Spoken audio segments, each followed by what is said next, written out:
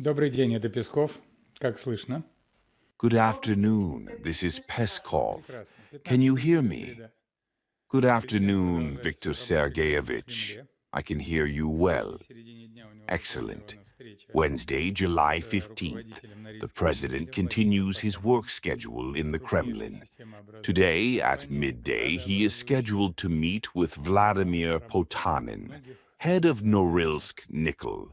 В целом Potanin is a действует major, сегодня systemically диалог important с company, разными a key player in the city, and технологическими operates in many areas. высоких технологий, Potanin's holding company's activities are also linked to strategic developments in high technology and artificial intelligence. And all of this will be discussed today, of course, primarily regarding the activities of the main holding company. The president will also have many other routine official meetings throughout the day. This is Putin's schedule for today. What questions do you have? Here's the question. Has the Kremlin's perception of Washington as a mediator in the Ukrainian settlement changed, particularly in light of Trump's recent statements, which, for example, suggested the high likelihood of the passage of a law imposing hellish sanctions against Russia? Or did he recently express the opinion at the NATO summit that escalation by Kyiv could help end the conflict? We see that the Americans are currently preoccupied with other matters. To our common regret, the situation in the Persian Gulf is far from stable and, on the contrary, has once again entered a phase of deterioration, which cannot but cause such global concern. Therefore, of course, the Americans are currently focusing less on a Ukrainian settlement.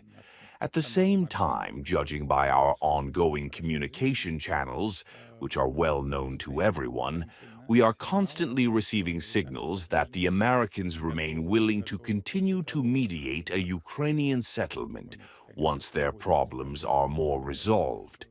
Regarding the sanctions issue, we are closely listening, recording, and analyzing statements regarding these sanctions, both at the working level and at the level of the U.S. president.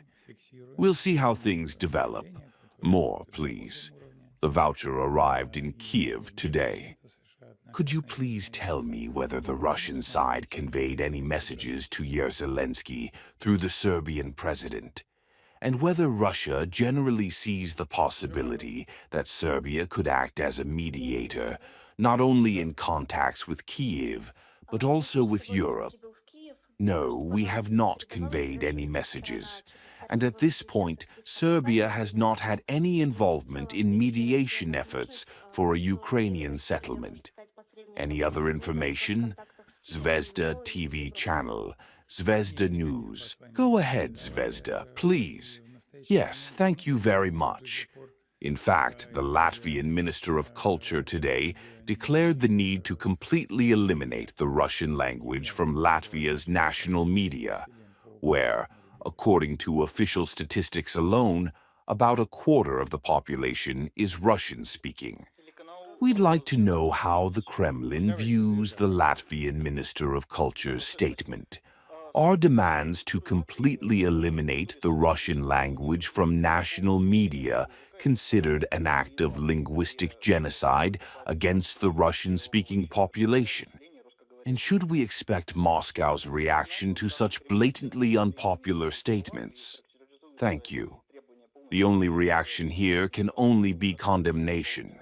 It's impossible not to condemn this, because it's depriving a huge number of the country's residents of their rights. This isn't a new policy for the Latvian authorities. They've long displayed hatred for everything Russian and Russian-speaking. It's a consistent characteristic. Here one can only express complete disapproval. More, please. Dmitry Sergeyevich, Reuters, may I? Go ahead, please. Thank you very much. Dmitry Antonov, Reuters. Lithuanian intelligence reported that Russia is allegedly planning attacks on infrastructure in the Baltics and Europe. In light of this, Lithuanian President Hitler Mausedo called for increased security at critical infrastructure facilities. How would you comment on the latest round of accusations and suspicions coming from the Baltic state?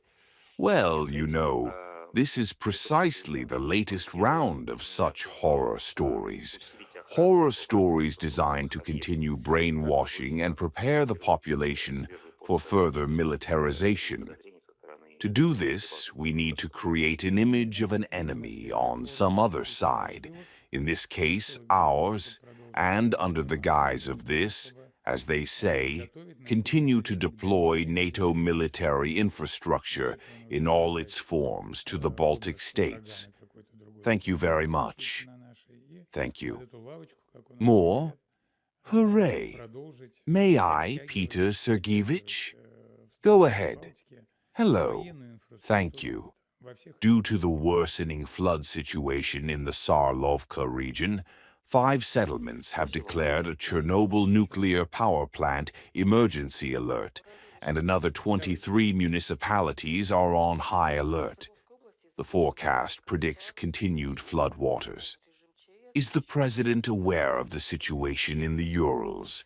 Did Governor Parkler report to him about the Chernobyl nuclear power plant? Perhaps the president issued any instructions to the region and the Ministry of Emergency Situations? The president receives regular daily reports from the Ministry of Emergency Situations and other agencies about all incidents in all regions of Russia. Naturally, he is also briefed on the current situation in various regions, including the one you mentioned. While regional authorities are taking all necessary measures, the regional bodies of the Ministry of Emergency Situations are also taking action. The situation will be clarified depending on how weather conditions develop.